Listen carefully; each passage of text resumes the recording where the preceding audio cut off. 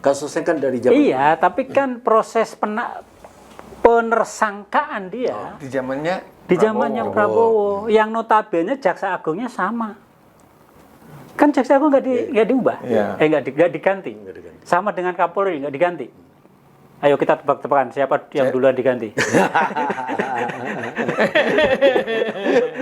jaksa. Urusan Nadiem dulu. Menurut gua jaksa. Jaksa dulu. Agung. Karena Kapolrinya masih kuat. Masih kuat ya. Setorannya. Tapi saya menduga Kapolri. Kenapa? Karena sekarang yang dipakai untuk kriminalisasi adalah jaksa. Waduh, iya juga. Gue abstain.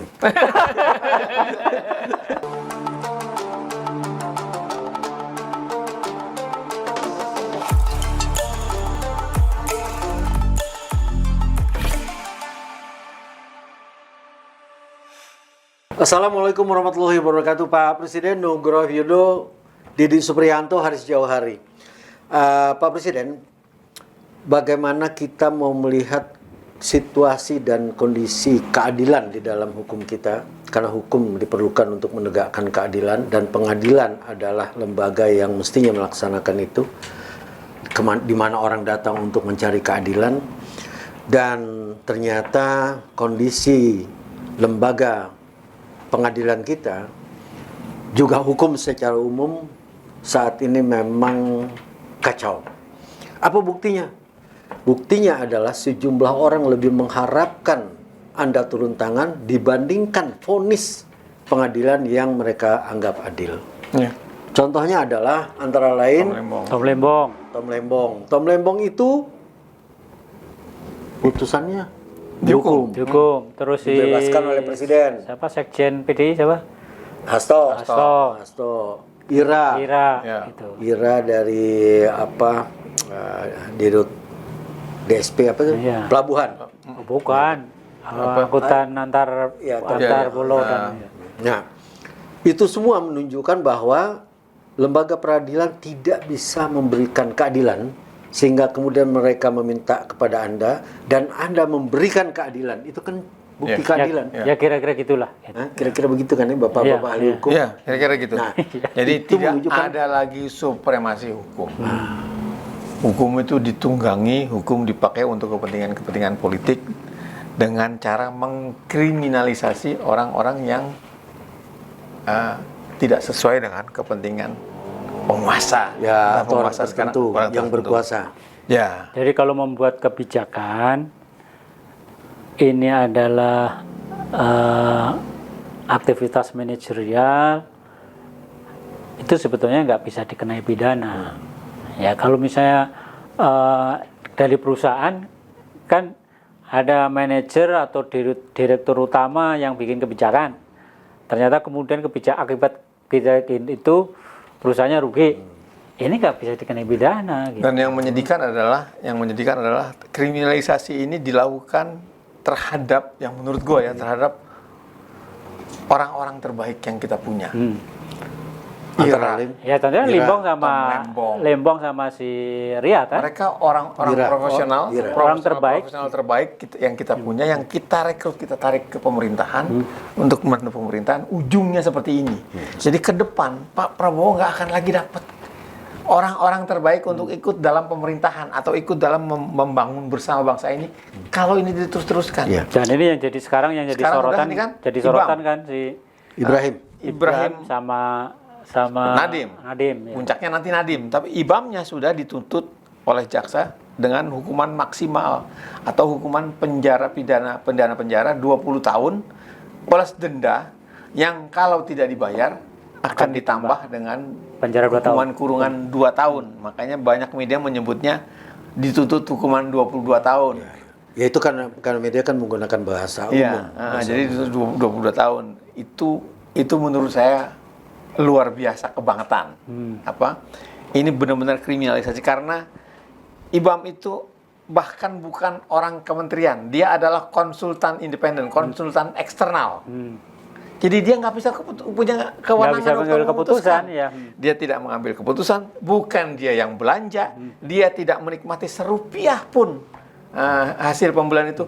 Dan orang-orang Google-nya itu juga memberikan kesaksian bahwa kita nggak main. Ini bukan hasil permainan. Pembelian ini bukan hasil permainan. Google tidak berperan apa-apa. Ya katanya malah lebih murah daripada HPS atau apa. Iya, iya. Nanti Nadim belum tuntutan karena kemarin sempat ditunda karena ketika saksi saksi yang meringankan datang untuk memberikan kesaksian, Nadim sakit. Nadim menyatakan bahwa silakan sidang dilanjutkan. Toh saksinya meringankan dia. Iya. Jaksa yang nggak mau. Akhirnya kemarin dimundurkan dan kemarin selesai sudah semua kesaksian. Pemeriksaan Jadi, selesai. pemeriksaan Tahap pemeriksaan selesai. Dan sama dengan IBAM, tidak ada satupun fakta persidangan yang bisa membuktikan tuduhan jaksa. Korupsinya itu. Kira-kira sama dengan Ira lah. Kira-kira sama dengan. Nah, jadi tuntutan belum diajukan, mungkin minggu depan atau 2 minggu lagi. Tapi Yang untuk Nadim ya? Untuk Nadim. Kalau Jadi IBAM kan sudah. Jadi gue bisa membayangkan kira-kira akan sama. Kalau nanti sama jaksa benar-benar menutup mata keadilan, menutup bahwa fakta persidangan tidak mendukung argumentasinya dia, tetap dia mau menuntut tinggi.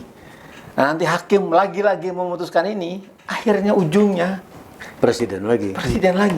Presidenlah yang memberi pengampunan. Ya. Kerugian kerugian gue sebagai orang hukum, pengampunan itu kan sebenarnya pengakuan bahwa dia bersalah. Itu bukan keadilan, Ji. Diampuni kesalahannya. Padahal orang ini nggak bersalah. Ya. Gua berterima kasih ya. Presiden mau mengkoreksi, lalu memberikan pengampunan. Tapi sebenarnya dari sisi hukum itu menyedihkan. Itu artinya orang-orang ini semua bersalah. Dan itu juga cermin tidak berdayanya hukum. Karena tidak bisa melakukan tugas-tugasnya. Tapi kalau kita lihat ya, prosesnya Nadim sama Lembong ini kan beda. Kalau Lembong itu kan prosesnya pada zaman Jokowi. Dan memang salah satu kehebatan Jokowi adalah melakukan kriminalisasi. Hebat ya di situ. Hebatnya di situ. Banyak terutama orang-orang yang tidak berdaya baru pada saat diancam. Kalau Lembong kan diancam nggak takut. Ya. Jokowi, Hasto diancam nggak takut. Yang sekarang tuh Menak diancam nggak takut. Ya akhirnya jadi beneran gitu. Biar memberi pelajaran pada orang-orang diancam yang lain. Kan masih ratusan orang diancam. Kalau diancam, mbok takut gitu loh. Iya gitu. Nah, kalau takut bukan berarti lu selamat. Nah, ini kan terjadi pada bukan zaman Pak Jokowi. Zaman Prabowo kan? Ya tapi kan dari sebelumnya kasusnya kan enggak dong kan Nadim diganti menteri ya, masa jabatannya habis bersamaan dengan Jokowi. Begitu habis kan Jokowi mundur, dilantik, bukan mundur, Jokowi masa jabatannya habis, dilantik Prabowo. Nah setelah dilantik kan ada proses ini gitu loh. Bukan di zaman Jokowi gitu kejadian. Nah, emang di tengah jalan Nadim pernah diberhentikan? Bukan diberhentikan kasusnya. Kasusnya kan dari zaman. Iya, tapi kan proses penersangkaan dia di zamannya Prabowo. Yang notabene jaksa agungnya sama. Kan jaksa agung nggak diubah, nggak diganti. Sama dengan Kapolri nggak diganti. Ayo kita tebak-tebakan siapa yang duluan diganti. Jaksa. Urusan Nadim dulu. Gue jaksa. Jaksa dulu. Karena Kapolrinya masih kuat. Masih kuat ya. Setorannya. Tapi saya menduga Kapolri. Kenapa? Karena sekarang yang dipakai untuk kriminalisasi adalah jaksa. Waduh, iya juga. Gue abstain. Gue abstain bukan apa-apa. Gue mihak Didi nggak enak menuk. Gue mihak Nuk nggak enak Gue tuh curiga ini kriminalisasi ini adalah pesan dari zaman masa lalu. Ya. Masa lalu, dan pesan itu jalan efektif. Semua orang yang diancam semua takut, sehingga kejaksaan, pengadilan semua nurut sesuai dengan apa yang dimaui. Ya betul. Karena ya Pak Prabowo lah yang mengkoreksi di mestinya. ujung. Nah, yang sudah terjadi kan gitu, dikoreksi oleh Prabowo. Dia tidak ingin ngerecokin itu, tapi di ujungnya Oh, dikoreksi. yang amnesti, abolisi segala macam. Iya. Dikoreksi lewat itu, lewat pengampunan. Jadi kira-kira nanti Nadiem kayak gitu. Ya kalau kayak gitu bagus buat Nadiem, tapi buat penegakan hukum itu kan nggak bagus. Lu setuju, Di? Ya, saya setuju pernyataan terakhir Ya tadi. kan lu sesama ahli hukum harus beda Iya, pendapat gampang. dong. Kalau udah 2 ahli itu minimal 3 teori. iya. Iya kan? Enggak, kita dalam hal yang prinsipil udah beda. Prinsipil udah beda. Dia menduga Kapolri nggak dipecat-pecat. Saya menduga dia lebih cepat dipecat daripada Jaksa Agung. Ya kan kalian dari 2 kampus yang sama sebetulnya. Beda nama aja. Ya, gue juga dengar, gue tidak mendalami kasus ini, tapi gue dengar dari teman-teman, terutama dari Bambang Harimurti yang kelihatannya ini khusus untuk IBAM. Oh, wartawan senior itu? Ya, dia wartawan senior Bambang Harimurti lah kan. Wartawan 60 tahun. 60 tahun plus. Oh iya. Kan lu iya, belum. Gue udah masuk. Oh, udah masuk juga. Udah masuk. Sorry. Dia juga masih muda kan, lu Dia orang 40-an ya kan. 40-an. Gue masuk dalam chat grupnya, rajin gue baca. Rajin baca. Nggak, Bambang mengatakan meyakinkan ke gue bahwa IBAM itu memang nggak bersalah. Jadi IBAM itu betul-betul dikriminalisasi. Itu dia mencoba meyakinkan. Semualah Ira juga begitu. Ira beli kapal bekas, tidak serupiah pun dia menikmati hasil kapal bekas itu. Ya, dan- Justru kapal bekas itu ternyata membuat keuntungan. Wah, udahlah. Dan yang anehnya kemudian adalah semua punya satu harapan. Bahwa di ujungnya presiden akan turun tangan. Iya. Jadi mereka tidak punya harapan bahwa keadilan akan ditegakkan oleh Nggak bisa. lembaga hukum. Lembaga peradilan kita sama sekali tidak menegakkan hukum, apalagi keadilan. Makanya ini kan kacau. Ya, makanya itu kacau lu membuat bagaimana ya lu mengelola negeri ini dengan cara gitu kan kacau nih. Jadi hukum tergantung pada satu orang. Bukan pada kelembagaan. Lu untuk apa lu punya lembaga pengadilan dan segala macam? Dan satu orang pun itu Sudah nggak lagi. sudah nggak berkuasa lagi kira-kira gitu. Bukan maksud gua ini kan tergantung pada Pak Presiden. Kan Pak Prabowo yang memberikan abolisi, amnesti atau macam-macam itu kan. Nah, kalau Pak Prabowo ini memang maunya menegakkan hukum, dia bisa nyekat Dia di cegat di kejaksaan. Itu dia, maksudnya itu dia. Di pending semua Di itu pending, kasus-kasus gitu. kriminalisasi selesaikan. Selesaikan gitu. Kalian harus menegakkan hukum dan memberikan keadilan. Ya, dan ada lagi yang lebih ekstrim. Jangan- Yang sana bilang, tapi ini pesanan sana, Pak. Oh. Oh, ya udah saya cegat di sini aja. Gila kan jadinya. Harusnya kan nggak gitu, harusnya enggak, saya yang presiden sekarang kan gitu. Iya, betul. Ini susah kalau di warung kopi.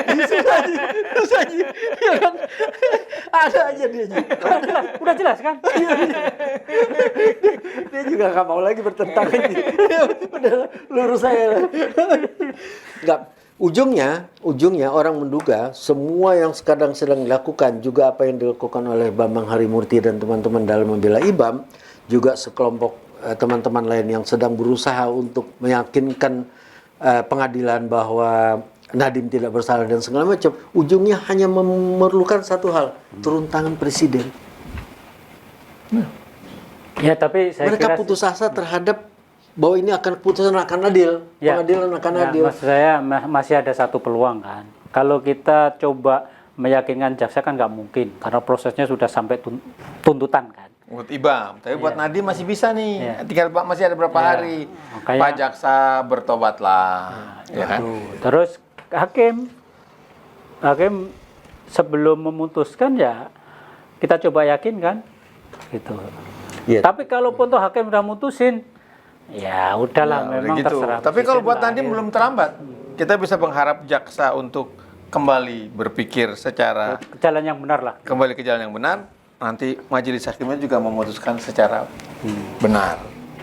Maka nggak perlu ada lagi cawe-cawe dari Pak Presiden untuk mengkoreksi. Nggak perlu ada lembong-lembong yang lain. So, kalau gue jadi hakim, gue memutuskan lu bersalah, terus diampuni sama Presiden, gue harusnya tersinggung. Iya. Iya, hakimnya benar singgung. Iya. Bukan Ini hanya enggak ada yang tersinggung. bukan hanya hakim yang mestinya tersinggung, itu kan menunjukkan bahwa keadilan hukum itu direkayasa. Itu kan bagian dari rekayasa, bukan mengalir dengan sesuai dengan prosedurnya, bukan kan? Nah, hukum yang diatur, adalah bukan hukum. Ya, Ya kan? ya. Betul kan? Betul. Saya kira Anda Sekarang mau gua ngutip setuju sama pengacara siapa gitu. Ada itu tokoh di bidang hukum yang terkenal, bukan orang Indonesia, Agus apa gitu lah kira-kira. Agus Parguan. Pokoknya namanya nama Kristen lah, nama Kristen. Bukan orang Indonesia itu, gue lupa itu siapa itu namanya itu ya. Saya kira begitu Pak Presiden. Ya, itu melintas di kepala gue, kenapa ya, aneh juga ya. Kenapa bisa melintas, betul itu. Ya mungkin itu masukan yang penting untuk Anda. Terima kasih atas perhatian Anda. Wabillahi taufiq wal hidayah. Wassalamualaikum warahmatullahi wabarakatuh. Waalaikumsalam warahmatullahi wabarakatuh.